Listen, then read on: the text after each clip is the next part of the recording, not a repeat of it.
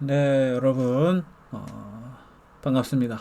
어, 생산 지표에 이어서 지출과 분배에 관련된 지표에 대해서 같이 학습을 해보도록 하겠습니다. 아, 생산이 있으면 그 생산한 거를 바탕으로 판매를 하죠. 했다라는 뜻은 누군가가 사줬다는 뜻이고요. 그리고 그로 인해서 나오게 되는 머니들을 이제 분배를 하는 그런 과정들 전반이 이제 국민 경제가 흘러가는 기본적인 플로우라고 할 수 있고요. 그래서 생산 지출 분배, 즉 생지분으로 우리가 지표를 좀 쪼개서 보고 있고, 두 번째로 지출과 세 번째로 분배랑 관련된 지표를 좀 이번 시간에 보도록 하겠습니다. 지출 관련 지표로는 지표라고 하기보다는 구성 요소로 이해하는 게 좋을 것 같기는 해요. 지출의 요소는 국민 경제에서 지출 요소는 네 가지가 있다. 소비 지출, 투자 지출, 정부 지출, 순수출 이렇게 네 가지가 있고요. 그래서 간단하게 이제 좀 브리핑을 하자면 국내적인 요소로서 소비 지출, 투자 지출, 정부 지출이 있다. 그리고 국외적인 요소로 순수출이 있다. 이렇게 알아주시면 되겠습니다. 사실은 이 한 페이지로 정리가 되기는 해요. 나중에 뭐 시간이 없어서 여러분들 제일 잘하는 벼락치기 하잖아요. 하면은 이 파트는 이 한 페이지 가지고 벼락치기를 해도 뭐 무방하지 않을까. 물론 여러분들이 경제학으로 대학을 가서 공부를 하면은 뭐 이거보다 훨씬 뭐 엄청나게 많은 토 나올 정도로 많은 그런 것들을 배우겠지만, 일단 우리 고등학교 수준에서는 이 정도로 아셔도 될 것 같고요. 소비 지출 관련해서 일단 첫 번째로는 가계 지출. 이거 하기 앞서서 그죠? 이거 다시 한번 우리가 경제 활동의 3주체가 있다라고 말씀드렸잖아요. 그죠? 가계, 기업, 정부. 아이고. 가기정 있다 말씀드렸었죠? 가기정이랑 연결지어서 이해를 해주십시오. 가계, 기업, 정부가 3주체가 이렇게 활동을 하고 있는 그런 상황을 상상하시면서 연계해서 외워주시면 되겠다, 이런 얘기입니다. 그러면 하나하나 좀 짚어보도록 할게요. 첫 번째 소비 지출입니다. 소비 지출, 가게가 일반적으로 구매를 하고 있는 재화 서비스 전반적인 것들을 우리는 소비 지출이라고 합니다. 방금 전에 보여드렸던 이 네 가지 지출들 중에서 가장 많은 비중을 차지하고 있는 게 소비 지출입니다. 그래서 밑에 보시면은 소비 항목별 구성 비율이라고 해서 뭐 이렇게 있죠. 이게 지금 그러니까 대한민국, 여기 이것들, 이 동그라미 친 요 부분들이 대한민국에서 지출되고 있는 품목들 전부라고 보시면 돼요. 그죠? 식료품과 비주류, 음료. 대부분 여러분들이 제일 많이 먹는 건 뭐예요? 당연히 주류, 담배여서는 안 되겠죠. 그죠? 설마. 자, 식료품과 비주류. 그죠? 우리 음료수 먹고, 그죠? 과자 먹고, 귀염둥이들, 이런 것들이지, 그지? 그리고 또 여러분들 많이 하는 거, 교육, 그죠? 학원비, 뭐 이런 거, 인강, 뭐 이런 거 보시는 분들, 그죠? 그리고 또 우리 또 여러분들은 교통, 그죠? 대중교통 타는 우리 친구들. 그리고 엄마 아빠 저 신발 사주세요, 옷 사주세요, 이런 거, 의류 신발, 뭐 이런 것들 다 여러분들이 하는 지출입니다. 혹은 여러분들 가족들이 하는 지출이죠. 그런 이제 전반적인 일상생활과 관련된 것들이라 이해하시면 됩니다. 두 번째로는 투자 지출이고요. 기업이 하는 지출입니다. 기업이 하는 투자 지출로는 그죠? 이런 것들이 있죠. 생산에 필요한 자본재를 구매할 때의 지출을 투자 지출이라고 얘기를 하고 있고요. 근데 여러분들 조의하실 게 있습니다. 네. 주식이나 부동산 투자를 하는 것들은 기업의 투자 지출이라고 하지 않아요. 제가 말씀드렸잖아요. 지금 얘기를 하고 있는 이 지출들은 생산성에 관련된 지출입니다. 생산에 필요한 자본재 같은 것들을 구매하는 지출을 투자 지출이라고 하는데, 저희 삼성전자가 뭐 해외 주식을 샀다. 뭐 SK가 뭐 해외에 뭐 수소차 관련된 주식을 매입했다. 지분을 확보했다. 이런 것들은 투자 지출이라고 하시면 안 됩니다. 부동산 투자 뭐 이런 것도 안 되고요. 그래서 그냥 투자 지출은 크게 두 가지 이렇게 있다 생각하시면 돼요. 재고 투자랑 설비 투자가 있는데, 설비 투자는 뭐 이해하기 쉬우실 거예요. 말 그대로 생산성 높이기 위해서 구매하는 그런 어떤 것들, 설비, 말 그대로 설비를 사는 것들을 설비 투자라고 얘기를 해요. 기계 사고 뭐 이런 거 있죠, 그죠? 재고 투자는 좀 여러분들 잘 이해를 못 하실 수가 있는데, 당해년도에 생산하고 팔리지 않은 것들이 있을 수 있어요. For instance, 여러분들이 옷을 뭐 20만 벌을 샀어요. 아니 죄송해요. A라고 하는 그 의류 업체에서 20만 벌을 생산을 했어. 근데 그 중에서 13만 벌만 팔렸어. 그럼 몇 벌 남았어? 7만 벌이 남았잖아요. 그 7만 벌 남은 거를 기업이 재고 투자를 한 것으로 간주를 합니다. 13만 벌은 어떻게 됐을까? 13만 벌은 누가 지출한 걸로 됐을까? 뭐긴 뭐겠어. 방금 전에 말했잖아요. 가게에서 하는 소비 지출이 됐죠. 소비 지출 13만 벌은 소비 지출로 잡히겠지. 남은 7만 벌은 재고 투자로 가게 되는 겁니다. 기업이 남은 7만 벌은 내년도에 팔 것으로 묵혀두고 있다. 뭐 이런 식으로 지금 간주를 해버리는 거죠. 이게 나중에 배우시겠지만 그 국민소득 3면 등가위 법칙에 의해서 이렇게 회계상으로 카운팅을 해야 되는 이유가 있기 때문에 이렇게 재고 투자를 잡는다. 이렇게 알아두시면 좋고요. 세 번째 정부 지출입니다. 정부에서 일반적으로 구매하는 그런 최종재와 관련된 지출들을 정부의 지출이라고 얘기를 하고 있고요. 여기서 하나 조심해 주셔야 될 거는 이전 지출이랑은 다르다. 생산성이 없는 지출이랑은 다르다라는 겁니다. 여기 지금 보이시는 것 중에서 긴급 재난지원금과 같은 경우에는 정부 지출에 해당되지 않습니다.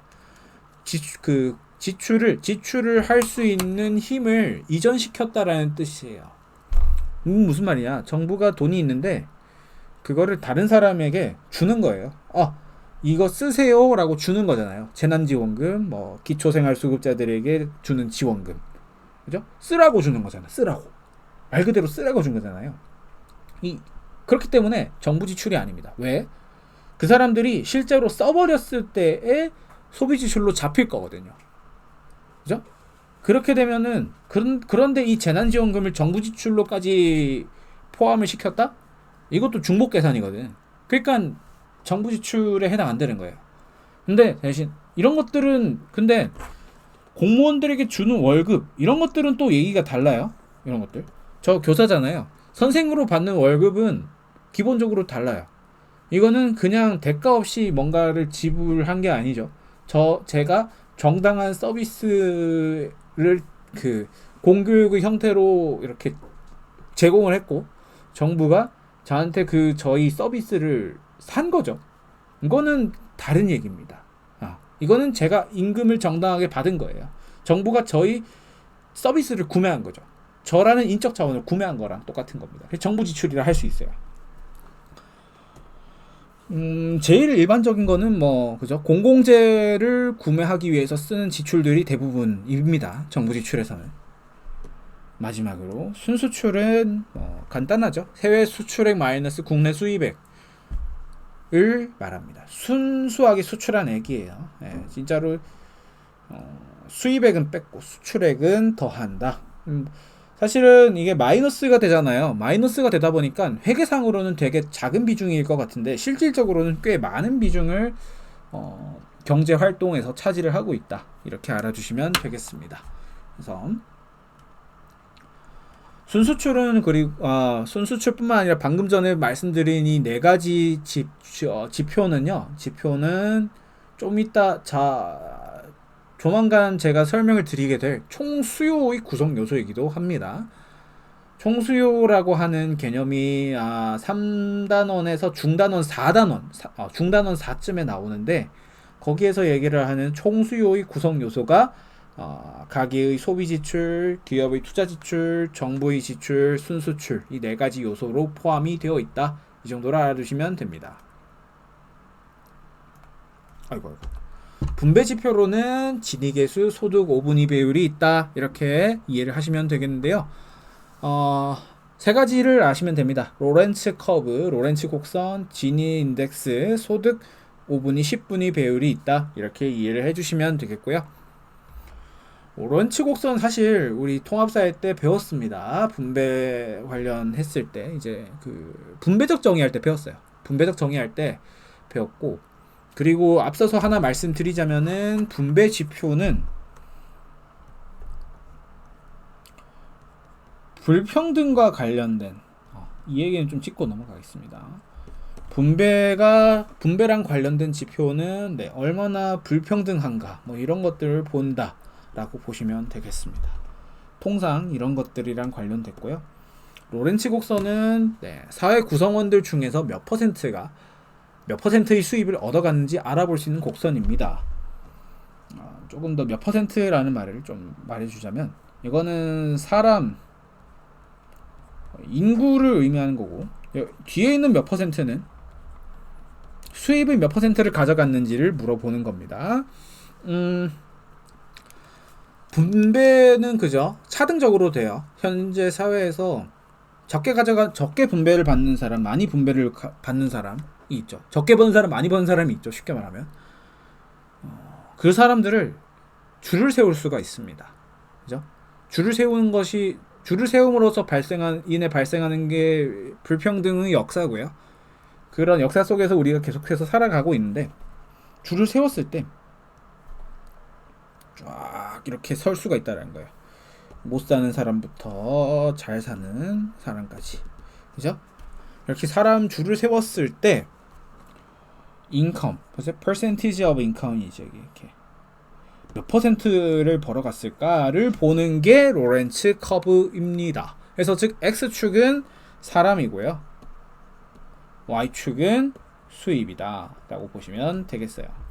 했을 때 그 커브를 잘 분석해 보시면은 지금 초록색 직선 하나 보이세요? 초록색으로 직선돼 있는 거 쫙 그어져 있죠. 이거는 모든 사람들이 동일한 수입을 얻어가고 동일한 분배를 받아가고 있는 완전 평등의 상태임을 의미하죠. 봐봐봐. 최하위 20% 사람이 20% 수익을 가져가고 최상위 20% 사람이 똑같이 이 20%의 수입을 얻어가고 있다는 뜻이잖아요. 이건 최상위 최하위라는 표현조차도 안 되는 거죠. 왜? 그냥 다 엠빵 때리고 있는 상황이니까. 그죠? 완전 평등의 상황. 반대로 지금 파란색으로 돼 있는 이렇게 돼 있네. 그죠? 이건 뭐다? 완전 불평등의 상황인 거죠. 진짜 막말로 여기 있는 최상위 얘만 지금, 그죠? 최상위 얘만 이 정도의 지금 돈을 다 가져갔고 나머지는 뭐 쌀한톨 먹고 있다. 뭐 이렇게 보면 되는 그런 곡선인데, 사실 현실 사회에서는 완전 평등과 완전 불평등은 거의 없다라고 보시면 되고, 이 완전 평등과 완전 불평등 사이의 어딘가에서 이렇게 로렌츠 커브가 형성되고 있다, 이렇게 이해하시면 되겠습니다. 그 로렌츠 커브를 이용해서 산출되는 게 진위 계수입니다. 진위 인덱스입니다. 로렌츠 곡선에 의해서 봤을 때 완전 균형과 완전 불균형의 사이에서 이 불평등의 정도가, 이 A라고 하는 표면적의 정도가 어느 정도 비중을 차지해?를 물어보는 게 진위 인덱스예요. 그래서 지금 차분하게 보시면 A 플러스 B가 어느 거에 해당해, 얘들아? 이거에 해당하지. 이거 중에서 로렌츠 커브에 의해 만들어진 얘의 넓이는 몇 퍼센트, 어느 정도를 차지할까요가 진위 계수예요. 이해되셨죠? 그래서 A 플러스 B분의 A이고, 그러면 이 로렌츠 커브의 특징을 봤을 때 A 플러스 B분의 A는 1보다 커질 수가 있을까요? 없을까요? 없죠. 그죠? 이 삼각형을 뚫고 나가는 로렌츠 곡선은 없어요. 그리고 반대로 로렌츠 곡선의 성격상 완전 평등을 넘어서서 이렇게 그려지는 경우는 이론상으로 존재할 수가 없죠. 왜? 이렇게 되어버리면 여기가 하위 인구라 했잖아. 하위 인구가 많은 수입을 가져간다? 하위 계층 20%가 상위 계층보다 20%보다 많은 수익을 가져간다? 말이 돼요? 말이 이 개념상으로 안 되는 거예요. 그렇기 때문에 이런 커브는 존재하지 않는 거고, 그래서 0보다 크고 1보다 작다라고 하는 레인지 범위가 나오는 겁니다. 했을 때 진이의 수가, 즉 로렌츠 곡선이 이렇게 완전 균형에 가깝게 쫙 붙어버리면 이 A라고 하는 면적이 좁아지게 되는 거잖아요. 그죠? 즉 수치가 적어지는 거죠. 0에 가까울수록 그래서 평등에 가까운 진이 계수이고, 반대로 이렇게 해서 A의 표면적이 넓어질수록 그죠? 분자가 커지는 거니까 1에 가까워지겠죠. 그래서 1에 가까워질수록 불평등합니다.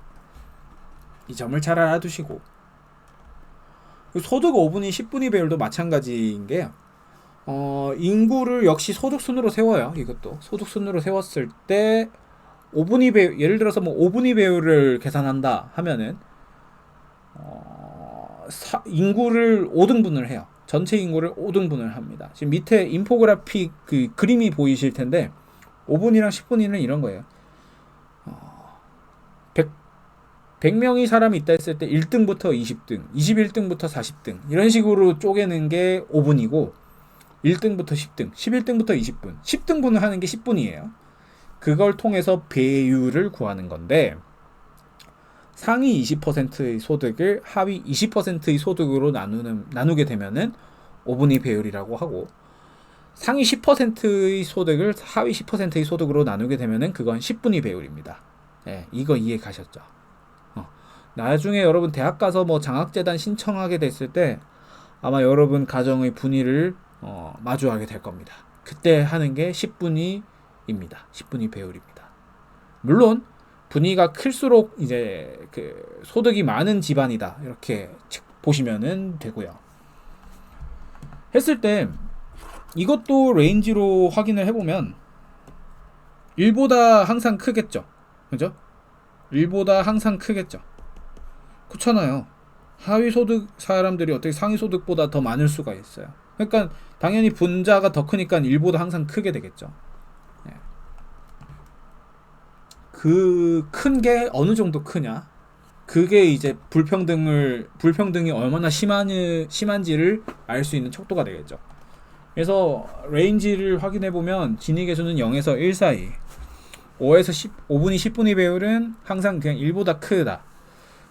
리미트는 없어요. 왜냐하면 상위층 사람들이 많이 벌면 많이 벌어버릴수록 그냥 계속 커지는 거고, 기하급수적으로 빈부격차는 커지는 거니까요.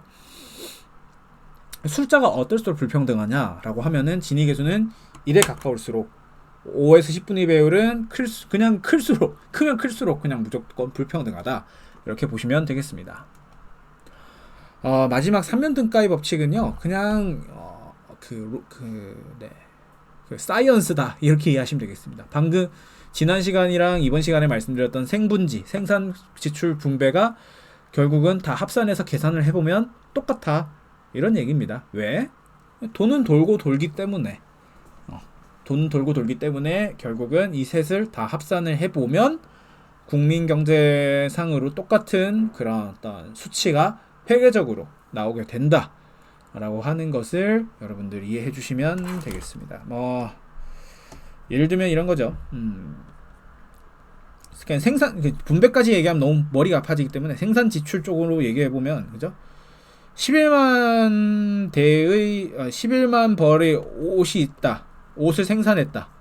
그죠? 생산했으면 그 중에서 소비 지출로 7만 벌, 뭐 투자 지출로 4만 벌이 뭐 4만 벌?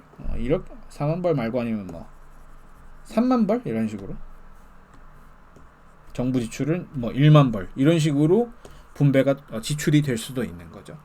뭐 그리고 그 11만 벌이 옷을 통해서 벌어들인 게 있으면은 뭐 임금으로 분배를 하든 땅값으로 분배를 하든 이런 식으로 하겠죠. 그렇게 결국 돈은 돌고 돌기 때문에 결론적으로 회계상의 지출은 동일하게 된다. 뭐 이렇게 여러분들이 알아주시면 되겠습니다. 네, 여기까지 해서 지출 지표, 분배 지표를 알아보았습니다. 다음 타임에는 인플레이션과 실업에 대해서 알아보도록 하겠습니다. 끝까지 시청해주셔서 감사합니다.